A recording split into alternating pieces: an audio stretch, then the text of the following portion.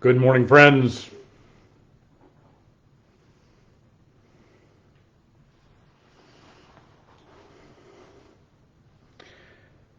Good morning, friends. Hello, hello. How are you this morning? Hope you're well.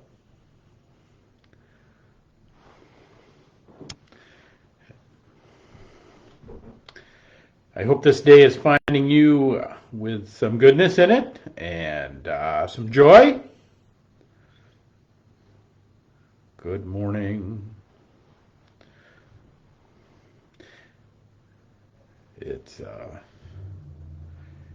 these are pretty full days. Hey, Karen. Good morning. Glad to see you.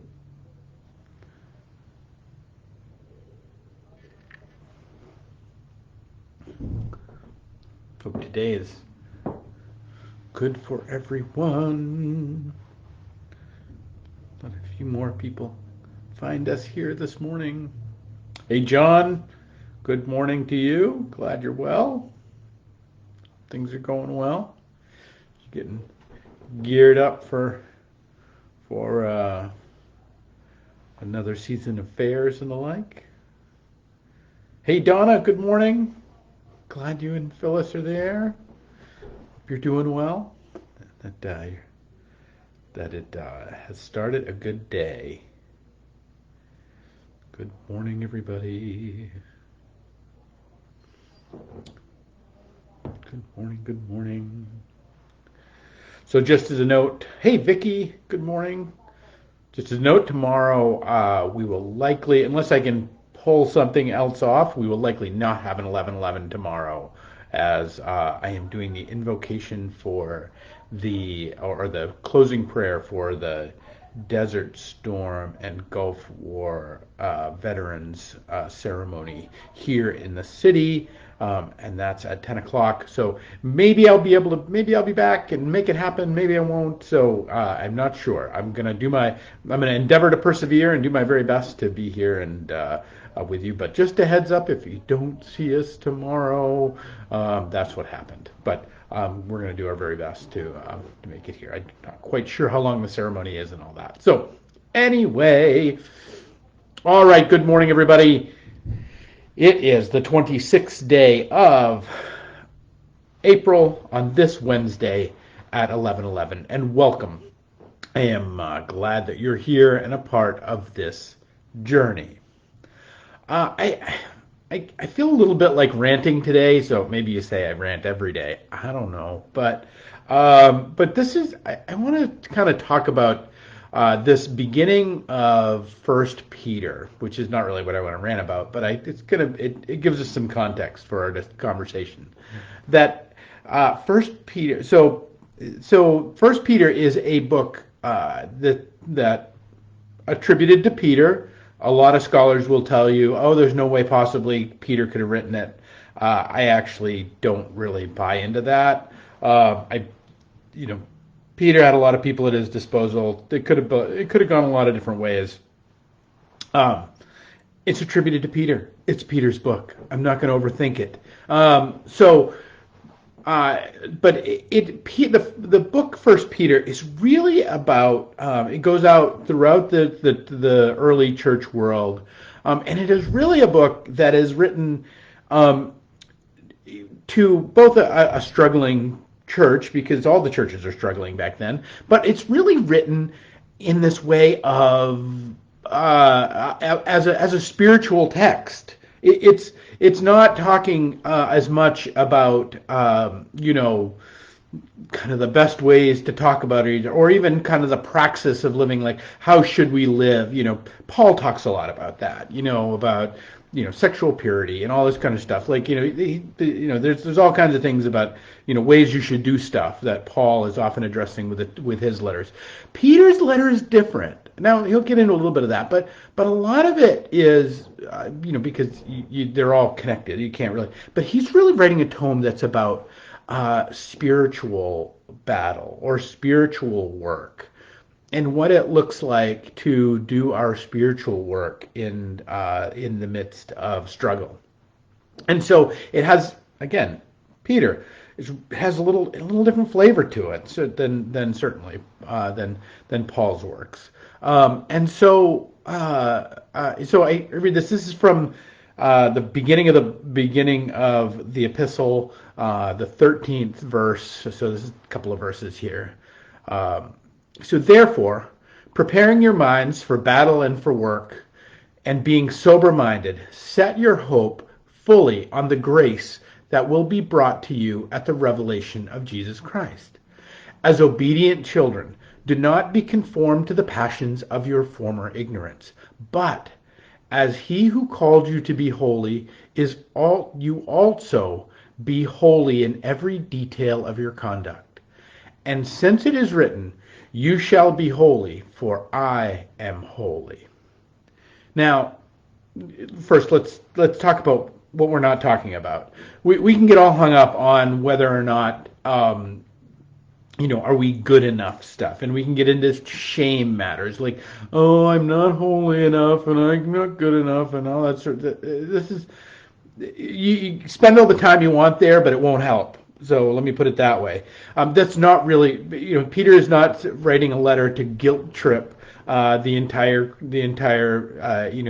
nascent Christian world that is coming into being. He's writing this as a way of instruction to how do we contend with hard things, and how do we contend with and deepening our spiritual life, deepening our connection to God, deepening the work that we are called to do here in this world. How do we strengthen that?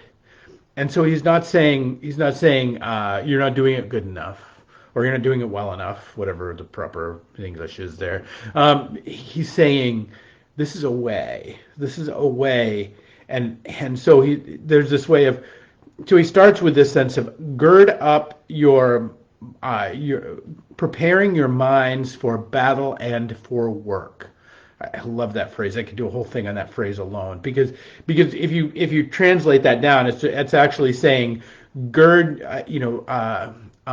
gird the loins of your mind is the way that actually translates. So if you don't know, the whole kind of girding of the loins thing is what you do to get ready for battle or to get ready for hard work, because it's this way of making sure you're unencumbered by the things around you, so that you have free by the tunic that you're wearing, so you're free of movement.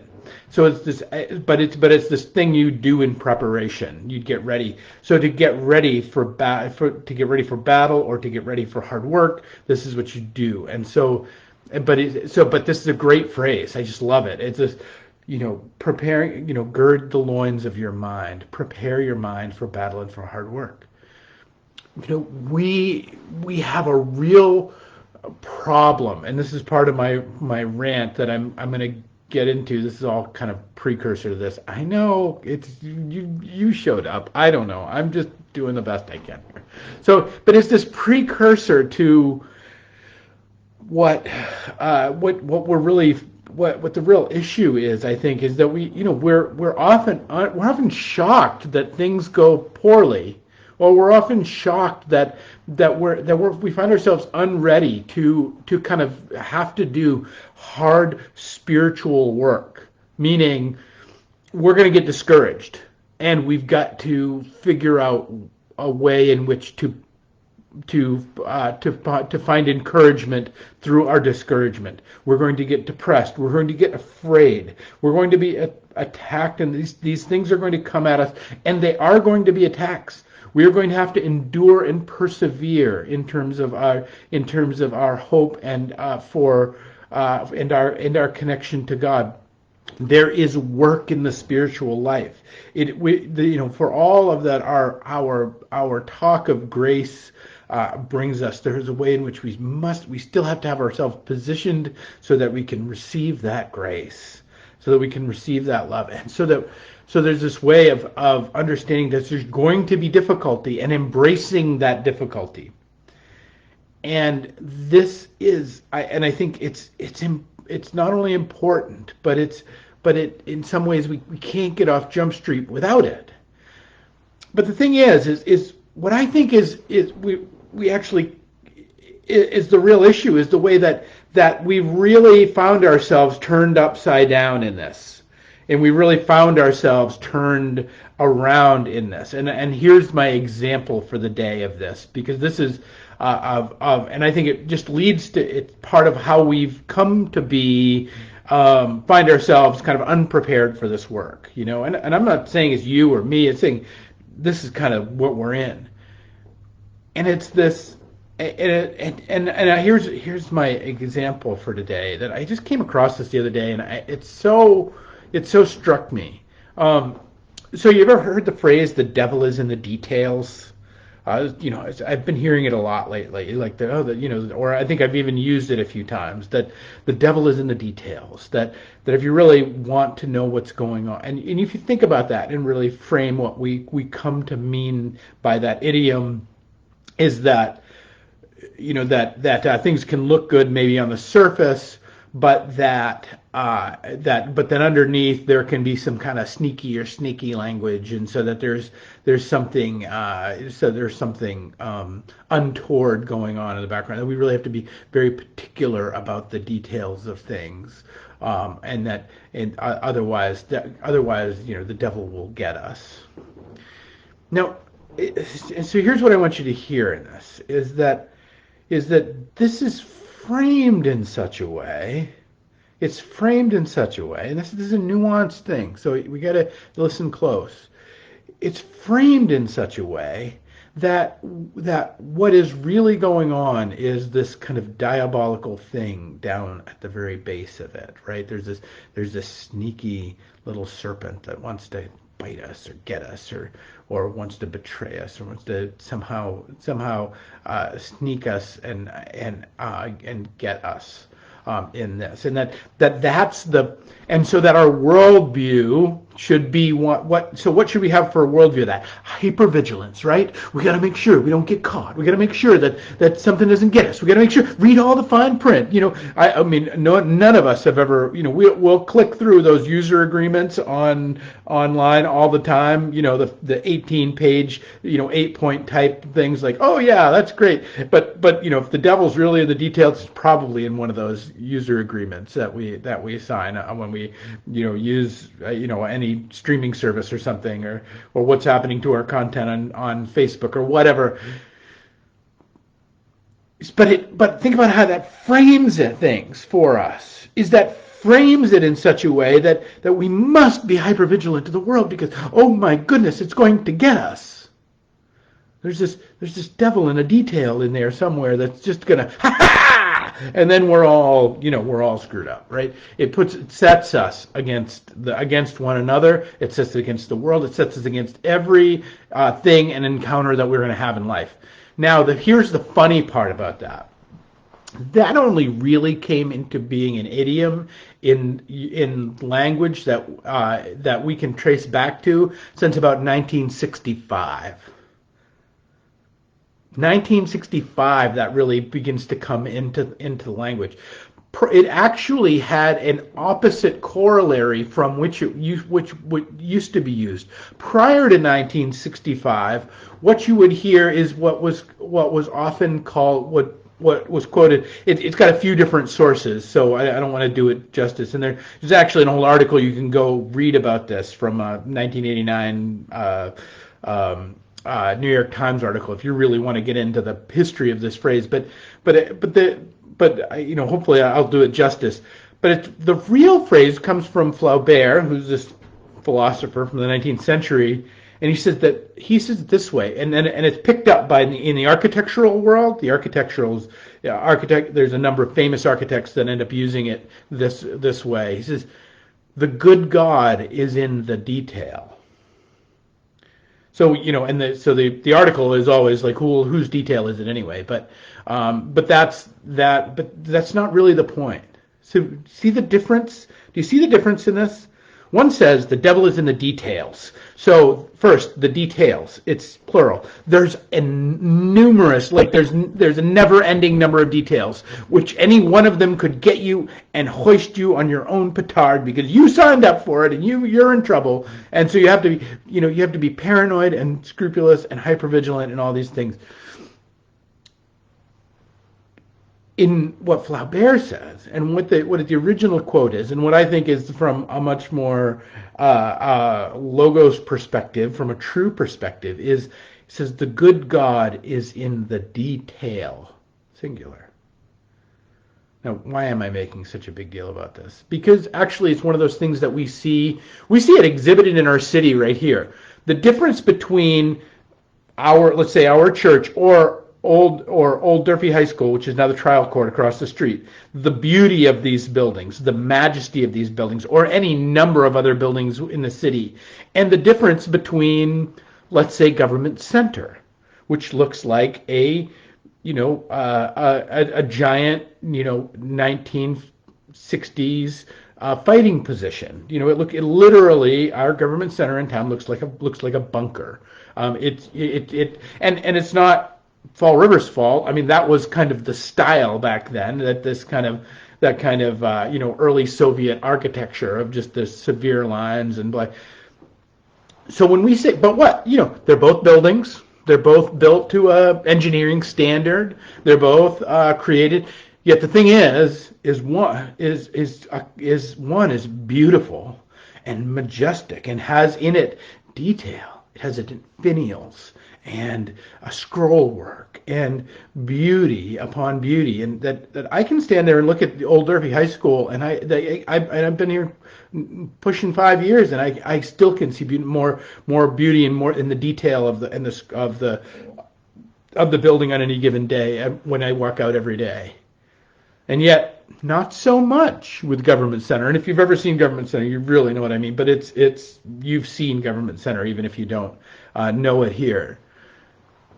My whole point with this is to go back to 1 Peter and to remind us of what is 1 Peter saying to us in the operations of our spiritual lives. Is that we get to be holy in every detail of your conduct. And again, so not just every that we have to be paranoid of getting it right in everything, or else something's going to get us. Not that the devil is in every detail, but that the holy is in every detail. The holy is in the beauty of the notes. The holy is in the beauty of what is put in and put on a thing, and that the way that our language has twisted this around, that for 100-something years the phrase was much more the devil, that the good God is in the detail. That God is in the fine scroll work, God is in the beauty and the creation of a thing, versus now when we think about it in language, we don't even think about it, and you don't hear that phrase. You hear the devil is in the details, right? That's more the idiom of our age. That's more the idiom that we're contending with. That's more the zeitgeist of ours. Is like, oh my God, there's going to be something that get us. There's going to be one little detail, and it's going to get us, and we're messed up. And that's not to say. But it's to say that it's the difference between being an agent of creation and being an agent of destruction, right? And that we find ourselves in that the world, if we let it frame things for us, it will. And it framing these things again and again and again, instead of these ways for us to approach the holy, but rather these ways for us to be dragged down into the hellish because we're so scared or worried or preoccupied or unworthy or shame-filled, all these other ways in which we've kind of come to and it permeates our buildings, it permeates our language. It's not a horrible age that we live in. It's just this is the challenge of it. Many of the spiritual fathers of these days say that the great sin of this age is what's called acedia. I've talked about this before, but or akadia, depending on how you pronounce it, which is the spiritual, which is sloth. It's of the seven deadly sins. It is considered sloth, which is now sloth is interesting. We're busier than we've ever been, no question about that. That we have more access to more things, and many of us work harder, but none of this has to do with anything. Because remember what we talked about when we talked about 1 Peter. 1 Peter's Peter's not talking about how do we advance the kingdom of heaven in the world in terms of putting more butts in seats.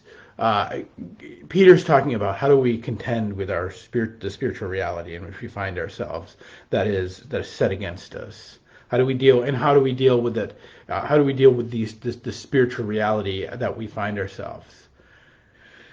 And I think we're contending with Akadia. We're contending with acedia, however you want to pronounce it. That we're contending with sloth. And what sloth is not laziness of it's not laziness like you're not going to get up and go to work. I mean, a lot of us are New Englanders. Like we're gonna go to work. It's not about work. It's actually about being disconnected or being inattentive to our spiritual lives. So and the church fathers say that the remedy for akadia is actually not to do more. Like you would think, okay, if the problem is sloth, then the problem is, well, get off your butt and do something about it. And they say actually that's not the truth, because sloth is not about activity. In fact, the spiritual sloth is actually framed in all kinds of activity. It's framed in the devil is in the details. It's going to get you. It's framed in this way that there's an infinite number of things to do and there's only a finite amount of you. It's framed in all these problems. What they say is actually patience. It's actually slowing down. It's actually leaning into what you are doing with real intention and real moment. If you're washing the dishes, wash the dishes.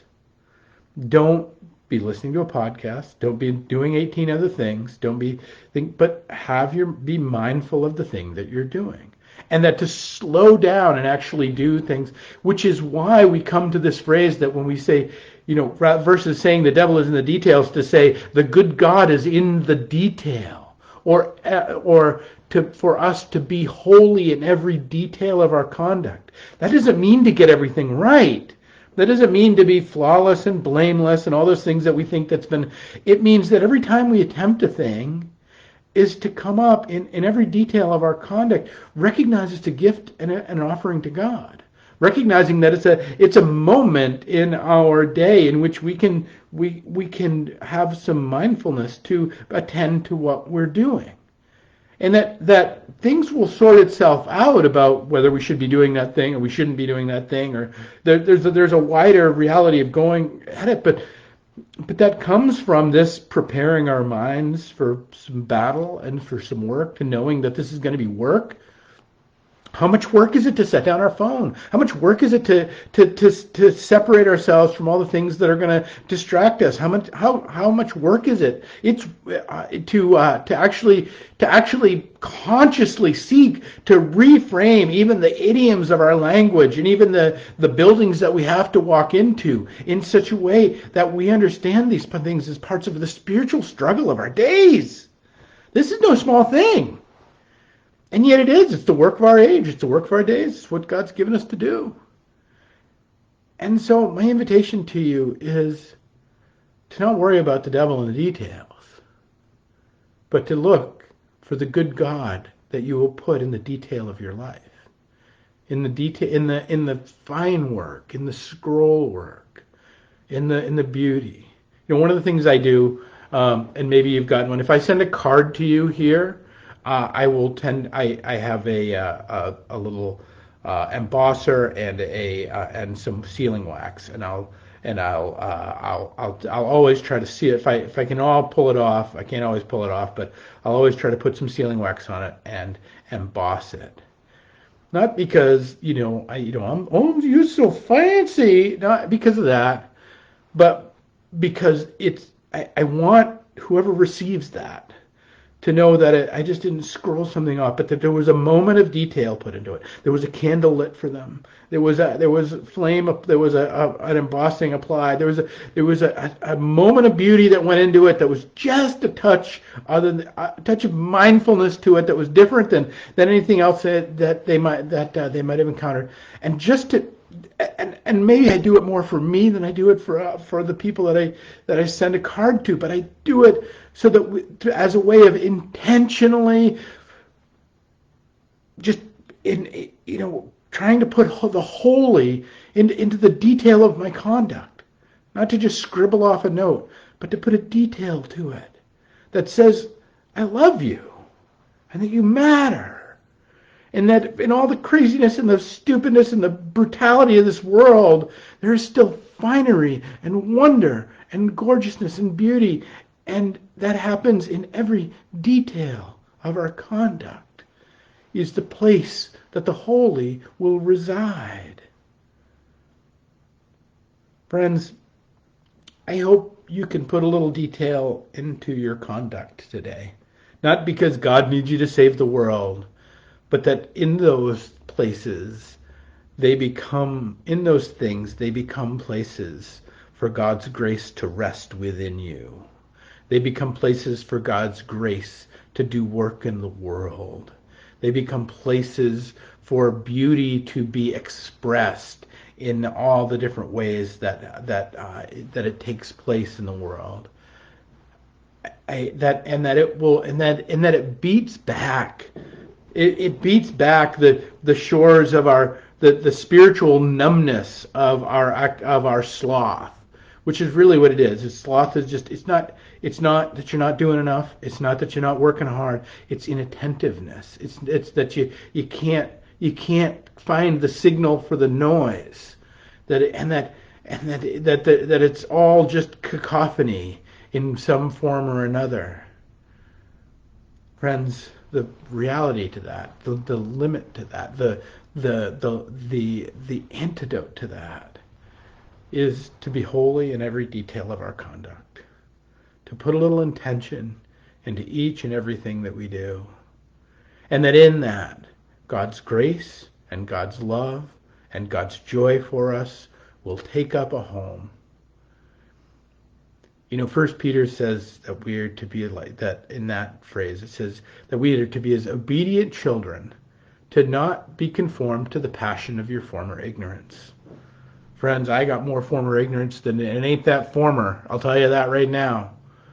But it's for us to submit ourselves like a child to do the thing, to do the silly thing, to do the silly embossing of a note, to do the silly intentionality of our moments, up to the washing of our dishes and the living of our days, and the phone call to a friend, and all of those small moments of holy detail that we put into the conduct of our days. This is my hope for you, that you'll fill your days with those, or maybe just pull one off once in a while, so that you might just hear a little more signal and a little less noise through the spiritual akadia, the spiritual sloth of our time. That's my hope for you today. And we'll pick it up tomorrow, if at all possible, with another 11:11. Peace and grace to you, my friends.